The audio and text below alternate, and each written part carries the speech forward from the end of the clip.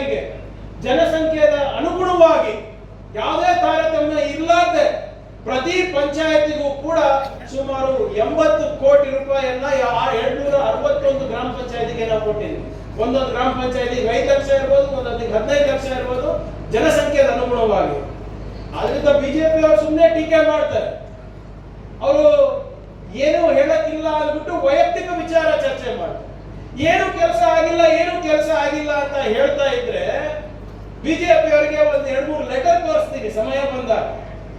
ಸರ್ಕಾರದ gazetted officers ಅವರು ಅಧಿಕೃತ ಒಂದು ಅಸೋಸಿಯೇಷನ್ ಇದೆ, ಅವರು ಒಂದು ಪತ್ರ ಬರೀತಾರೆ ಮುಖ್ಯಮಂತ್ರಿಗಳಿಗೆ, ಪಿಸಿಸಿ ಅಧ್ಯಕ್ಷರಿಗೆ, ಪ್ರಿಯಾಂಕ್ ಖರ್ಗೆ ಅವರಿಗೆ ಗ್ರಾಮೀಣ ಅಭಿವೃದ್ಧಿ ಇಲಾಖೆನೇ ಕೊಡಬೇಕು, ಇವ್ರು ಮುಂದುವರಿಸಬೇಕು, ಅವ್ರು ಒಳ್ಳೆ ಕೆಲಸ ಮಾಡ್ತಾ ಇದ್ದಾರೆ ಅಂದ್ಬಿಟ್ಟು ಸರ್ಕಾರಿ ನೌಕರರು ಅವರು ಒಂದು ಪತ್ರ ಬರೀತಾರೆ.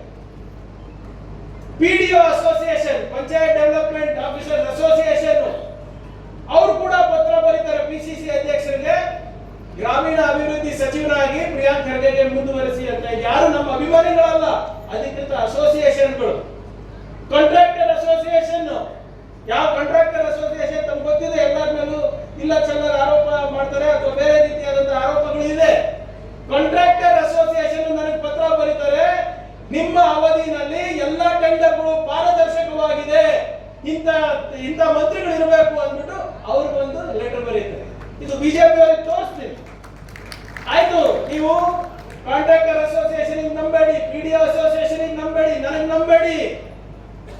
ಪ್ರಧಾನಮಂತ್ರಿ ಮೋದಿ ಅವರೇ ನನಗೆ ಸರ್ಟಿಫಿಕೇಟ್ ಕೊಟ್ಟಿದ್ದಾರೆ. ಇಡೀ ದೇಶದಲ್ಲಿ ಕರ್ನಾಟಕ ರಾಜ್ಯ ಆರ್ಡಿಪಿಆರ್ ನಂಬರ್ 1. ಯಾರು ಕೊಟ್ಟಿರೋದು? ಮೋದಿ ಸರ್ಕಾರ.